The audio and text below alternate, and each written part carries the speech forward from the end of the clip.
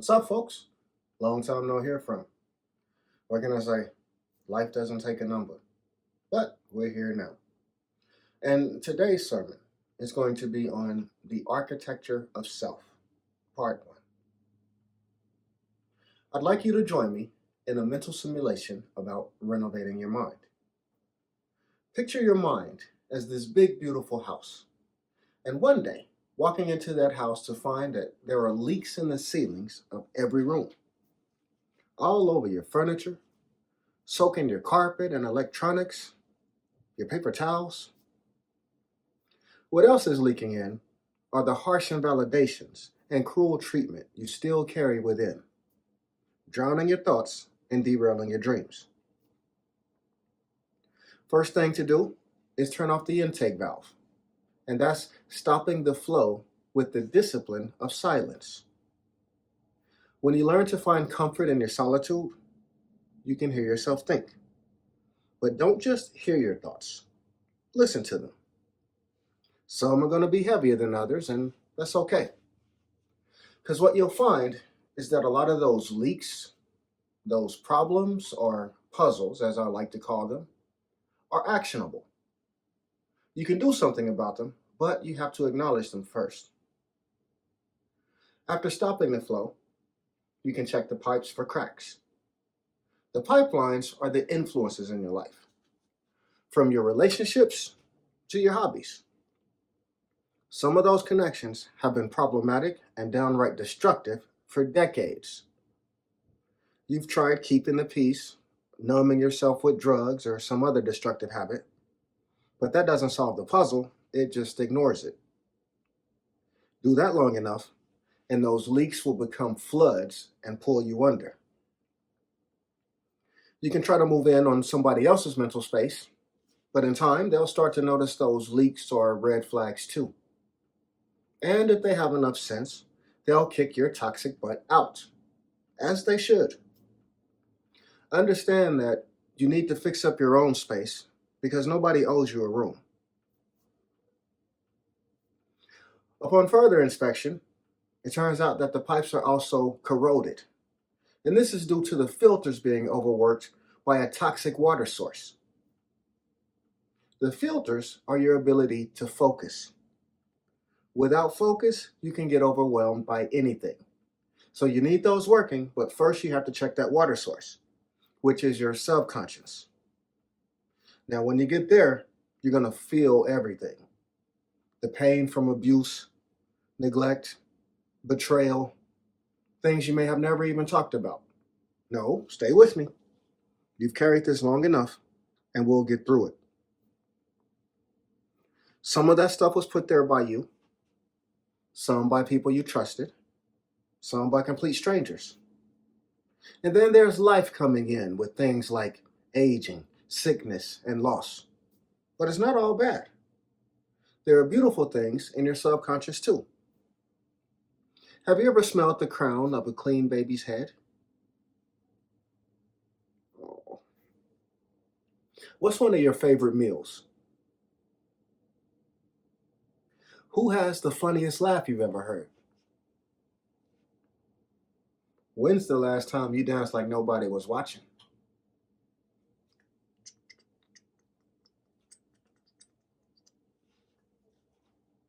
Three seconds ago for me. It's all there in your subconscious, the source of your thoughts. And all those feelings that you just experienced in the last few seconds are a testament to the power of focus. What you focus on filters through your pipelines and ultimately shapes your mood. It may be hard to see, but there are things in your life worth fighting for. You just got to get in there and clear those waters so you can see the beautiful things more easily. This is where the shadow work comes in. While we can't control the things we were exposed to in life, we can control how it affects us, and we must. Because it may not have been your fault, but it's your puzzle to solve now. And if you don't solve it, it can pass on to your loved ones, the ones you're supposed to protect. Because trauma is like a burning hot coal being tossed around within a family circle. If no one knows how to deal with it, it can be passed around for generations. It takes a strong person to stand up and say, "Who keeps putting this in here? And why are they still in a circle?" If everyone wants to protect the offender, then it's time to make your own circle where no hot coals will be tolerated. Once you get to a point where you can protect yourself, you can then reach out and help others in similar situations.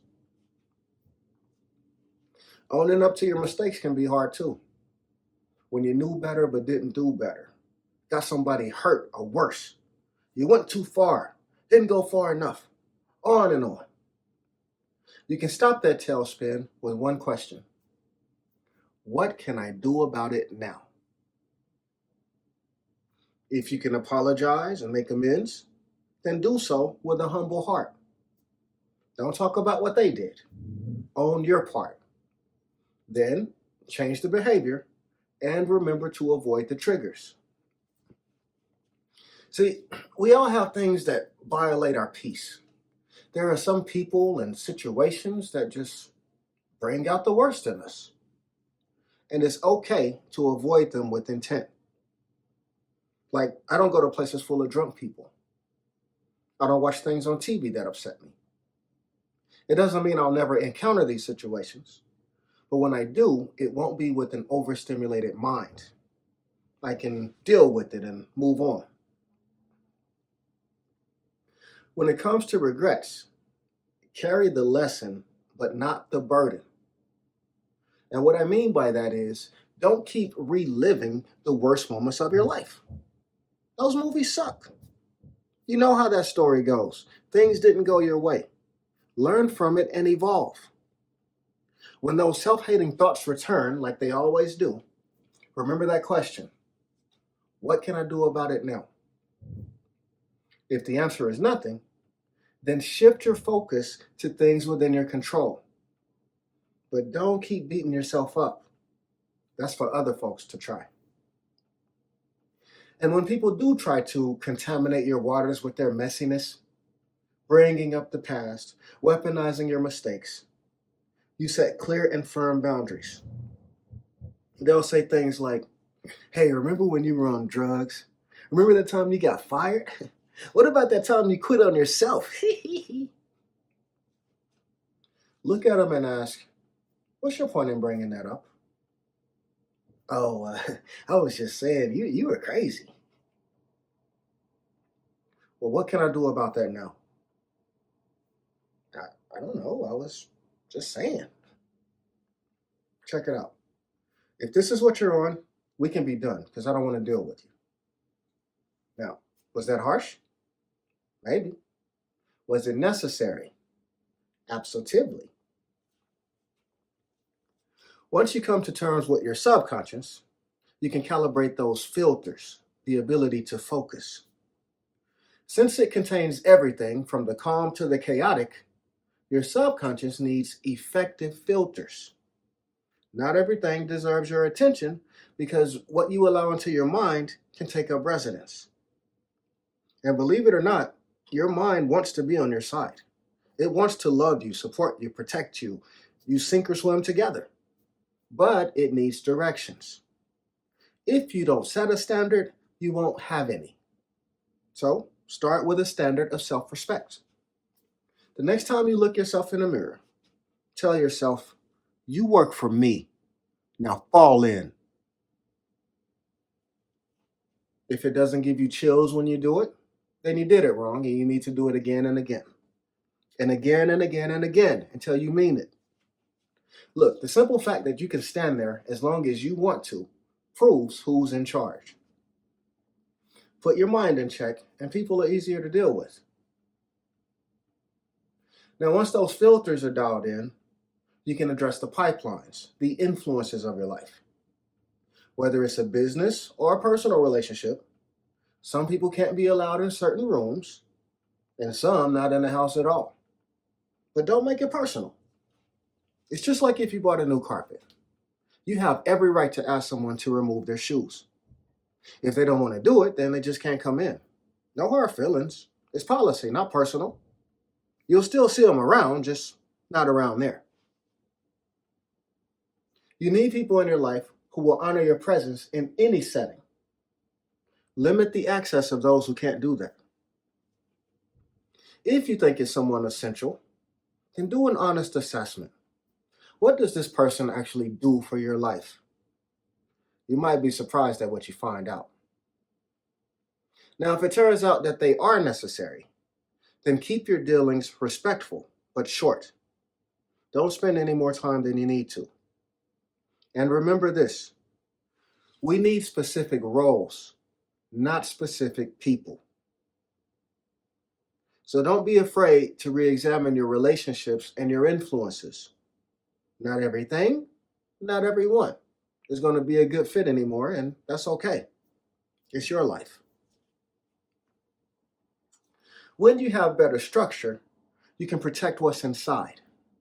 The inside of your mental home holds the things at the forefront of your mind, the current events of your life, schedules, hopes and dreams, things that motivate you. It's also the part that interacts with the physical world.